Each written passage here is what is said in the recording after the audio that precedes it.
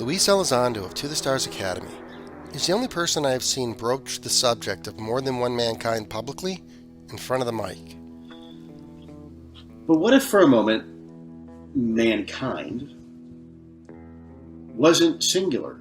Maybe just for a moment it's mankind's plural. Are we as a society even prepared to have that conversation?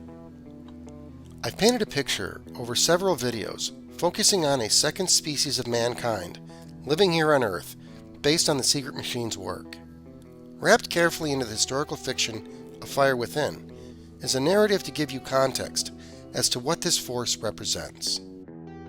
Rasmussen's hesitation was momentary, and his voice tried to sound as hard and certain as before, as if he had not changed his mind, but it was still composed and knowing. "You make the mistake of all your kind," said Rasmussen. "Oh yeah?" said Murat, finding a little defiance. "What's that?"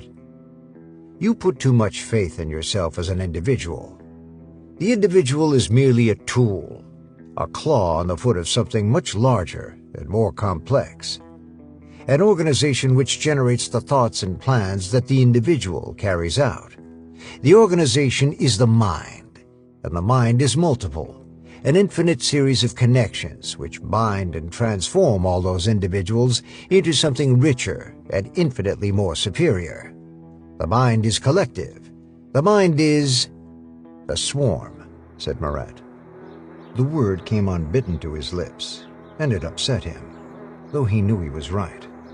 He felt it, as he had felt the insect hum in the blaze of the helicopter, the awful dreams of things watching him, things inside him, looking out. This time, Rasmussen's hesitation was followed by something that was almost pleasant, almost even impressed. "Very good, Mr. Murat," he said, "though I prefer the term hive." "Yes," said Murat, understanding settling into him, deep and wordless, like muscle memory. It represents a hive mind.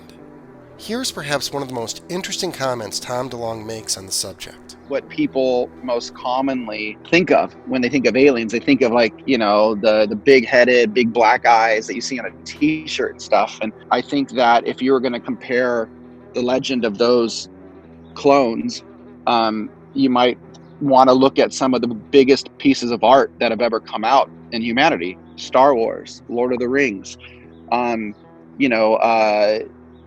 even all the Avengers movies are dealing with free-willed human beings taking on a clone army. And I think that's something that people need to think about. Doesn't it just feel like we keep touching on the subject over and over, and indeed over? Yet, if you ask anyone within earshot the simple question, is there another species of mankind here on Earth living with us, you would be hard-pressed to find many yes answers, even in a stadium full of people. The thing is, if it's true, it changes our reality in fundamental ways, like, have they been interacting with us? And if so, what is the context? What influence have they had on us over millennia?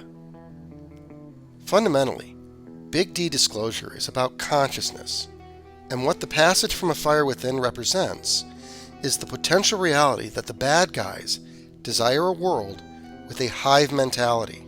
It's an interesting proposition in light of conspiracy theories that we are being set up for a one-world government and a one-world religion. Cathedrals of Glass by Tom DeLonge and A.J. Hartley paints a dystopian future of a controlled and collective society as the backdrop. No other solutions are viable but conforming to the collective. The story is about children who break from the collective in different ways and are sent for remediation. Authority is a funny subject when it comes to the hive mentality. During the Nuremberg trials, we gained a deep glimpse into the perils of authority structures.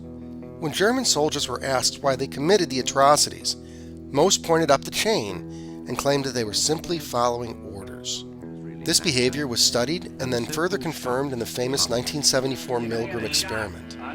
People will do terrible things when they think someone else will ultimately be responsible. I can't stand the pain. Let me out of here. Can't stand it. I'm not going to kill that man, eh? I mean, who's going to take the responsibility if anything happens to that gentleman? I'm responsible for anything that happens here. Continue, please. All right, next one, slow. We follow patterns and tend to live in a high level of compliance like a hive. The problem with hive thinking is that it stifles the individual thought and creativity. If we all have to color inside the lines, doesn't the pattern of change then really begin with just one person drawing outside the lines? We never experience the creative new possibilities if the teacher makes consequences for drawing outside the lines. I'm going to relay a story that I personally think is true about our military drawing outside the lines. This one involves the Naval War College, more precisely. In 2013, I was giving a speech at the Libertarian Party of Wisconsin State Convention. The keynote speaker was a professor from the University of Wisconsin-Madison. He was a futurist and gave a fantastic speech on trends in society and the science behind their models. After the speeches were finished, we chatted, and the professor shared that a short while back he had attended a conference for futurists in Toronto. Between the breakout sessions, he had some free time, and so he turned to the guy behind him and struck up a chat. The gentleman, he recounts, was from the Naval War College. Not missing an opportunity, the elderly professor asked him not to break any oaths or anything, but could he share what they were working on? Marijuana legalization, was what he was told. There are elements within our government, military, and intelligence agencies who know the last thing that the hive mind wants you to do is expand your awareness. These elements from the Naval War College do seem to be kicking ass. The hive mind wants us to be divided and to remove our individuality, and more importantly, our personal connection with those around us. It's a consciousness that depends on our compliance and depends on a divide and conquer strategy. Have you ever seen us so perfectly divided? Someday this will all come to light. For now, thank you to all the men and women working for our cognitive freedom. I'm about to commit a direct violation of our orders. Any of you who wish to object should do so now. It will be noted in my log.